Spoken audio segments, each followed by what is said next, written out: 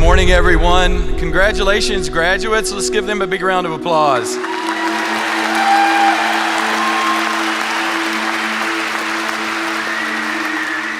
It's my pleasure today to provide an introduction to today's speaker, Ashraf Habibullah. Many students, when they graduate, sometimes they forget the commencement speaker. I don't think that will be the case today. Ashraf is a structural engineer and is president and CEO of Computers and Structures Incorporated, which he founded in 1975. Today, CSI is recognized globally as the pioneering leader in the development of software tools for structural and earthquake engineering.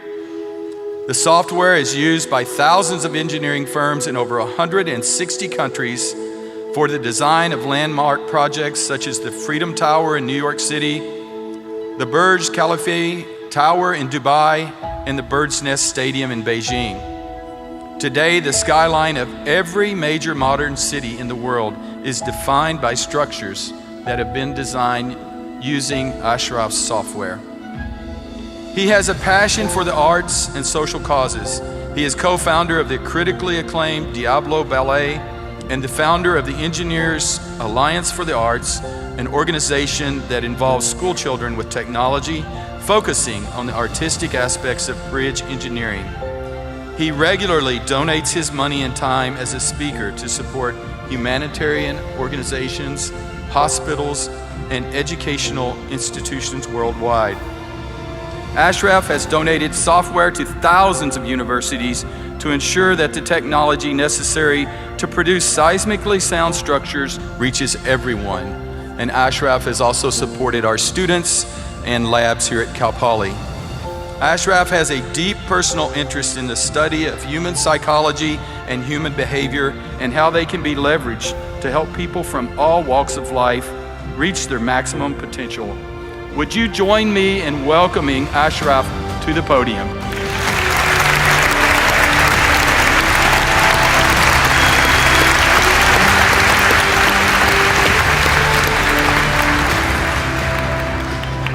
Well, thank you so much. I just didn't know I was that good. I just have to tell you, I love Cal Poly. I mean, I have friends here that are students. I have friends that have graduated from here to become amazing young professionals. And I have friends that graduated literally 40 years ago.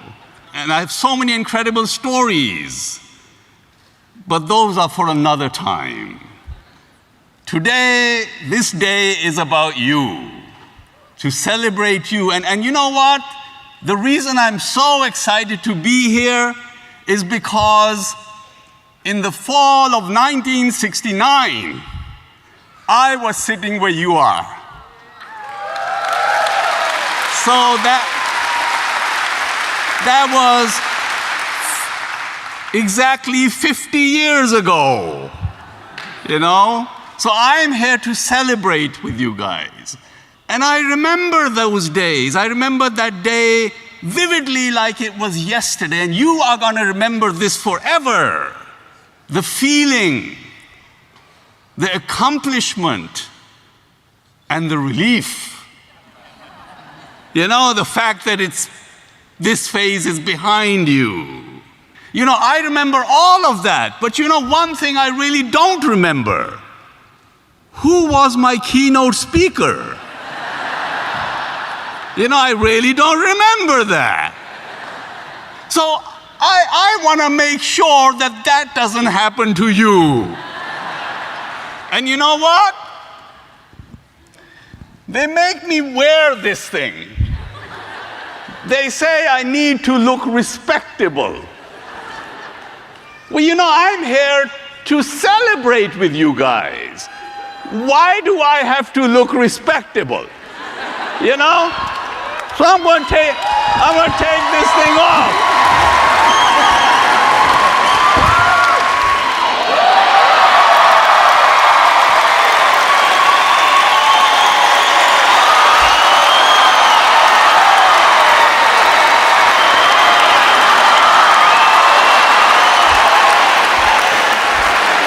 tell you a little bit about this jacket.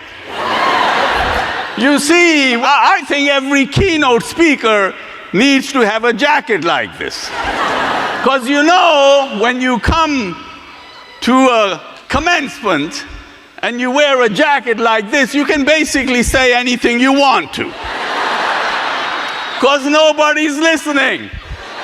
They focus on the jacket. And of course, you get invited everywhere, and they never forget you. Try taking this thing through security with them wires and them batteries. You know, they actually make me take it out of the bag and wear it. Can you imagine 500 people in line in Dubai? And here I am at the head of the line with my lights on. All kidding aside, you know, I came to America, this is also 50 years ago. December 8th, 1969 is when I landed in this incredible land from Pakistan. And I remember my dad taking me up to the plane, and there was a colonel in the army, so he could get into the plane. He sat me down on the chair, and he said, "Go make something of your life. Make a lot of friends. They will come in handy." And they did. Over the past 50 years, I have made friends everywhere. And they have done exactly what my father said. They molded my life. So today, I'm here to make new friends. All of you. I want a picture with every one of you.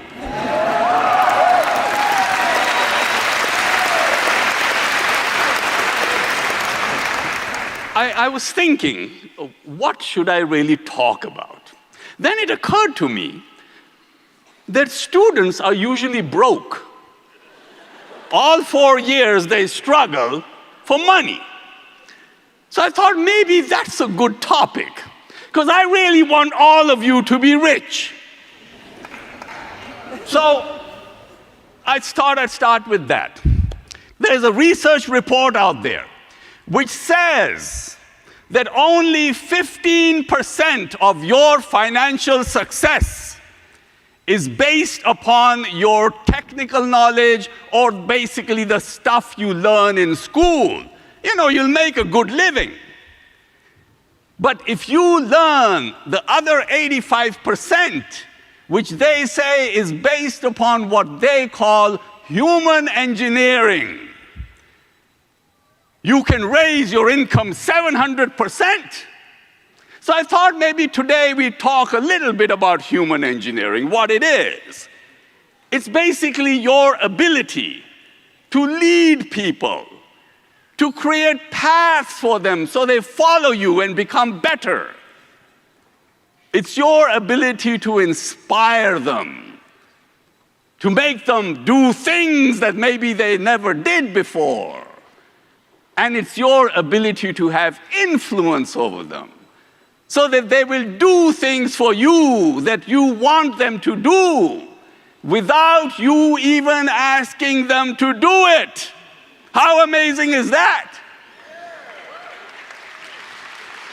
And when you learn about human psychology and human chemistry, you will learn something amazing.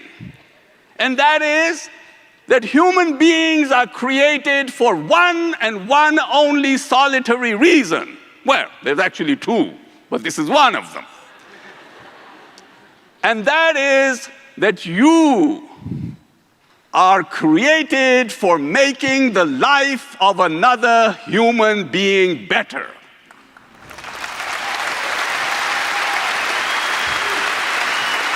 That's not religion.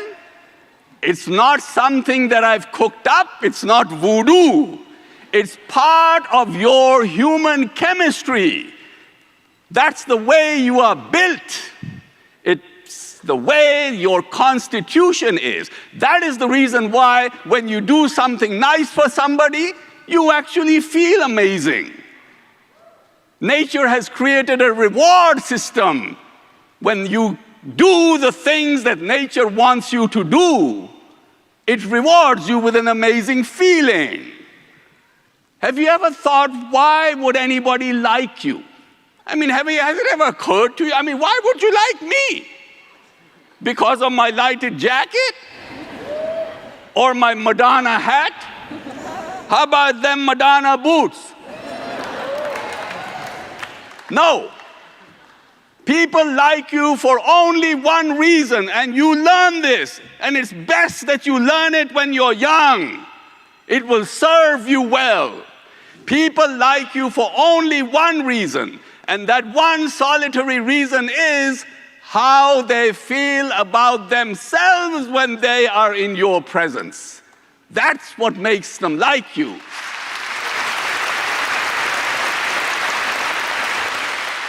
It's called the serotonin factor.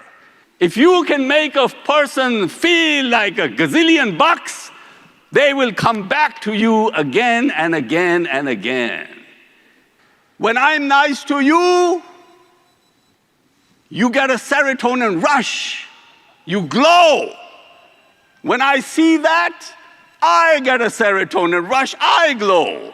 And when all of these people around watch that interaction, they get a serotonin rush. Why do you think game shows are so popular? You know, there's a girl jumping up and down, winning a car. She's happy as whatever. And then there's the host, so happy. But what about all these people in TV land by the millions? They're tuned into the television. They ain't getting jack shit. Right? What they're getting are serotonin rushes. That's what they're getting. They're drunk. And marketing people know that. Serotonin is one of the biggest marketing tools available to humanity. But they don't teach you that. That's from me. Why are you here? I mean, you know, you did your coursework. You paid the fees. Right? Why don't they just send you a PDF and say, hey, congratulations, bye-bye. You're here. You're spending all of you people, what are you doing here? You've come for your serotonin fix. You're a bunch of drug addicts. It's true. It's true. I mean, just wait till your graduate walks through here. You'll be so drunk with serotonin, you'll be in tears. You know, human beings are fundamentally created to have human relationships. That's why it feels good to hug somebody. That's why it feels good to come out here and look a person in the eyes. The human connection. It's an oxytocin effect. You know, I developed software for designing buildings and bridges to stand up in earthquakes. For some reason, wherever they speak Spanish, there are earthquakes. Now, maybe it's their amazing people that they are, their warmth, the fact that they know how to celebrate life, right? The love makes the earth quiver under their feet. I do a lot of seminars on our technology. They show up by the hundreds. Now, I don't speak Spanish, but what do? When I go there, this is how I start my seminar. Yo nunca pensé que pudiera querer con esta pasión que me quema la piel. Volar por tu cuerpo es el cielo tocar. Quiero contigo llegar una noche más. Oh!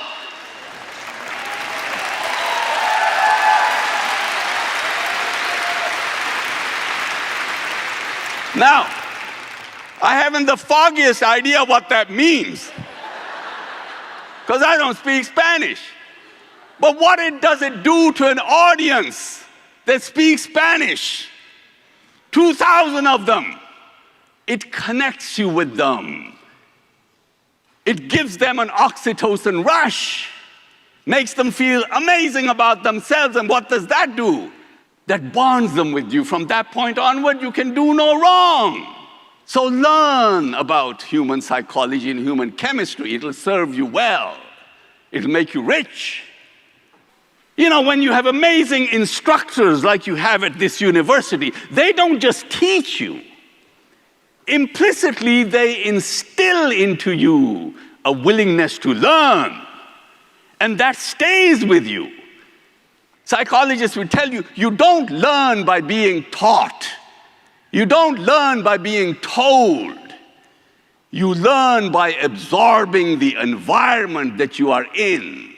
So even after you leave the university, all through your life, you are like this information sponge. You look at something and you want to learn it.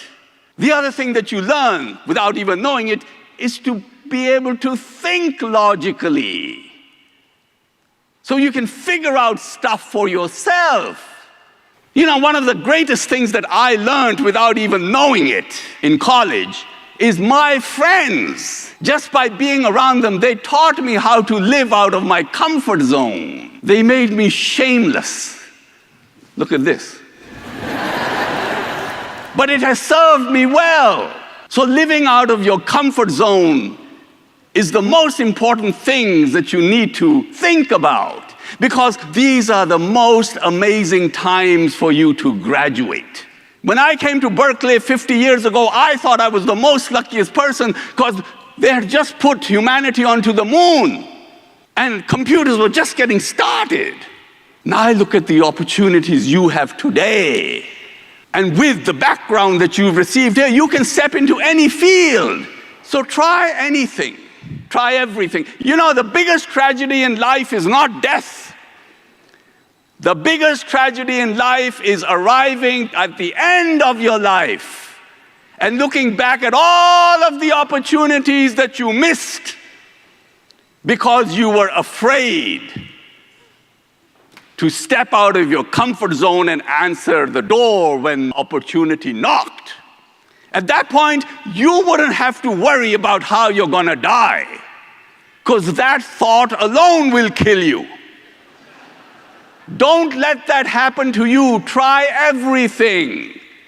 Because when you try everything, you will find that passion will find you. I mean, I wanted to be a rock star. I wanted to come to America, put Elvis Presley out of business, and run away with Mary Tyler Moore. When it turned out that that probably was not going to happen, I became a structural engineer. And it's been amazing. When you try everything, eventually passion will find you. And you will end up having such an incredible job that you're willing to do it for free. How amazing is that? There will be no difference between your work and your play. Every person will be looking at you and wondering, is this sucker working or is he playing? You're actually doing both. And at that point, you would have mastered the art of living.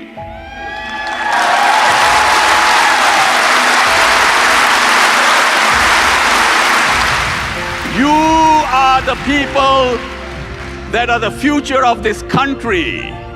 You are the ones that are going to create the next Uber app, $50 billion worth. My God, what is that? What is Uber? It's just a stupid app worth $50 billion. You can do that. Now, when you do that, the reason I want to be friends with you is I want to come to your launch party. The world is out there waiting for you. Go grab it. Good luck, and make sure I'm on your invitation list. I will keep my jacket warm and my batteries charged. Thank you.